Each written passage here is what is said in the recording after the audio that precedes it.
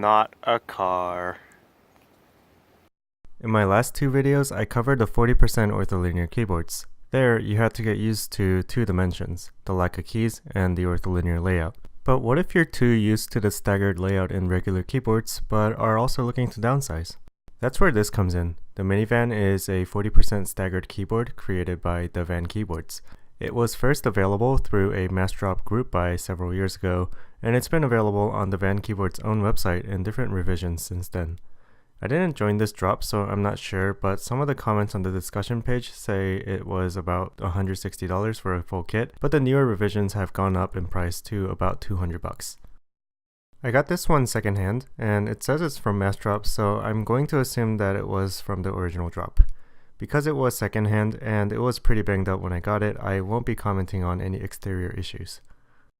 I think as far as small keyboards go, the Minivan is really attractive. The case is particularly high profile as the PCB sits relatively close to the bottom and the height of the sides cover up the bottoms of the keycaps nicely. The feet I have installed can be removed for a completely flat experience, which I think also looks really good. I think the 40% form factor is really the only one that can work with the split spacebar configuration. When it's done on something like a 60% board, it makes it look crowded, but it works here. The case and the plate are both aluminum, but it actually feels pretty light. Even though at 1 pound and 1 ounce it weighs about the same as the Planck, it feels much less dense. While typically I would perceive this as a sign of lower quality, it is not the case for the Minivan. I think the design is able to make up for the lighter weight and allows the board to be more portable, which makes sense for something so small. During the original drop period, a custom keycap set was available called the DSA Light Cycle. Unfortunately, mine doesn't have that. It came with what seems to be laser-etched thick PBT cherry profile caps. They feel pretty good to type on, but the legends are already fading away. I think this is a board that I'd feel pretty good about carrying around with me. The build is nice, but not overly heavy, which makes it a perfect portable board. The Minivan is tray mounted, which means the screws hold the PCB into the case. This is a pretty basic mounting mechanism that's used commonly in poker-style 60% keyboards. To disassemble, just undo these screws and lift up. There isn't anything too special about the PCB other than the fact that it's small. The Minivan is offered in two layouts, regular and arrows. The one I have here has the regular layout, which I think makes more sense. Why should a tiny 40% board have arrow keys when most 60% don't? I guess if you were to use that extra key for something else, it would make a little more sense. The Minivan uses TMK and you can program the layers with the configurator. It's a little tedious to use, but it gets the job done. Make sure to save the text at the bottom though, because if the compiling fails at the next stage, the site will forget everything you've entered.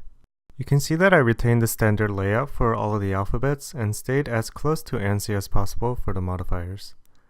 My first layer accesses the numbers, the second the function row, and the third my navigation keys. With this layout and my experience with both 60% keyboards and the Planck, I was able to get used to it fairly quickly. Because I didn't have to pay attention to using altered hand positions to accommodate the grid layout, just typing everyday stuff like the script felt pretty natural. It was only when I needed to type hyphens or numbers I got tripped up a little. Even then, it's pretty okay to use. I think the fact that I programmed each of the layers helps in getting them into my head. And I don't use those keys too often anyway, so it's not a big problem. One major issue with the physical layout is keycap compatibility. In a 40% ortholinear board, you can gather together a couple keys here and there to fill the board, but that's just not an option here. There are too many keys of special sizes that you're forced to buy a compatibility kit for every set you want to put on the Minivan. TheVanKeyboards did say that they are working on a new low-cost keycaps profile that'll offer native compatibility, so be on the lookout for those. This particular Minivan is built with Cherry MX Browns. I think that it feels pretty good to type on, though not exceptional in any way. It's a little different from the top plate mount found on the Planck, and quite a bit different from the integrated plate found on the new Mini. I feel like this tray mount system is very common and doesn't make a ton of sense in context. The reason why tray mount is so common in 60% boards is because there are a lot of interchangeable parts, but this is just not a thing in this form factor. For what is now $200 MSRP, I feel like they can do a bit of innovation in the mounting mechanism to raise the typing feel to reflect the price. Before we move on to the typing demonstration, I just want to say that the previous owner seems to have glued readily stabilizers in place, which is creating a bit of noise.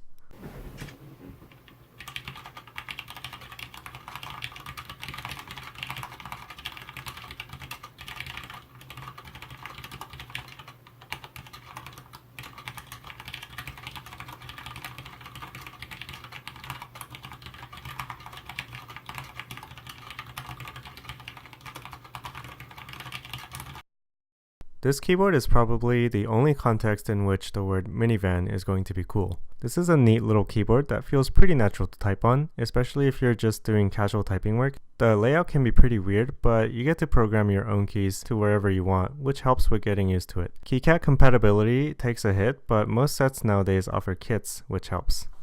I was definitely surprised by the usability of the minivan and would probably recommend it, but there still remains the issue of price. At $200, it's a tough pill to swallow, especially when there are new options coming out. I can't make definite recommendations as I have not tried out any others in this form factor, but boards like the KB Defense DD Micro or KP Republic Daisy offer similar or better features at a lower cost. And with a basic tray mount, you really gotta wonder where all that money is going towards.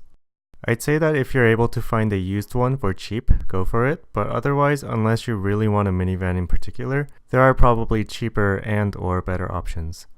Thank you for watching. If you liked the video, like it, and make sure to subscribe for more. I ran out of these tiny keyboards, but there are always more to cover.